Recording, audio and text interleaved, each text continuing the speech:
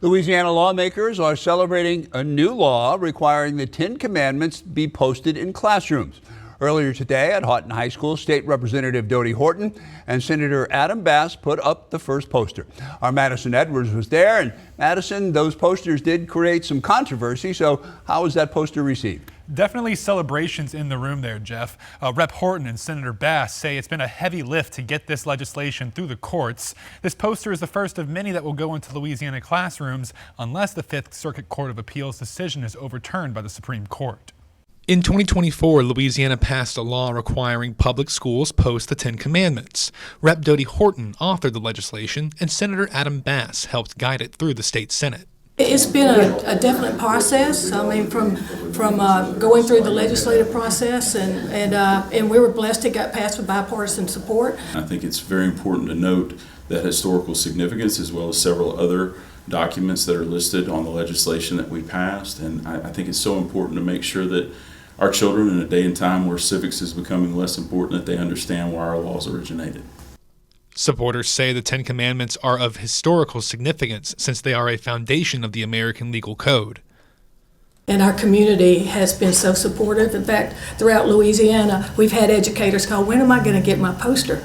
And several were from the school district that brought the lawsuit. So, and we're delivering the posters to those 5 school districts too. The Louisiana ACLU says the law violates the separation of church and state and is unconstitutional. Opponents can still challenge the law in court. If the case moves forward, it could be ultimately decided by the Supreme Court. Bass says he believes the court would uphold the law.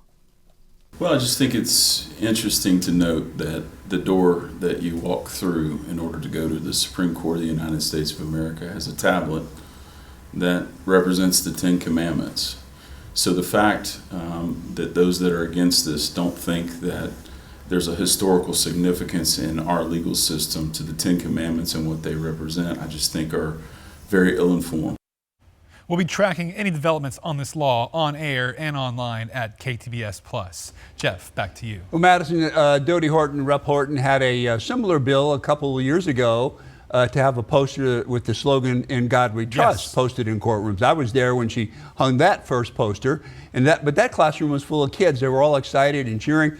No kids today. No kids today. It really was a in and out kind of affair, but there were a lot of celebratory handshakes and talks in the room. All right, very good. Thanks, Madison. Appreciate that. Now, here's a history lesson on how we got to today.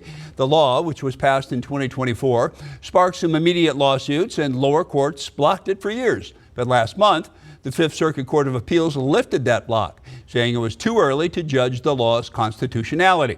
So that means schools can now be required to post the displays even as new legal challenges are lining up, and eventually the case could be heading to the U.S. Supreme Court.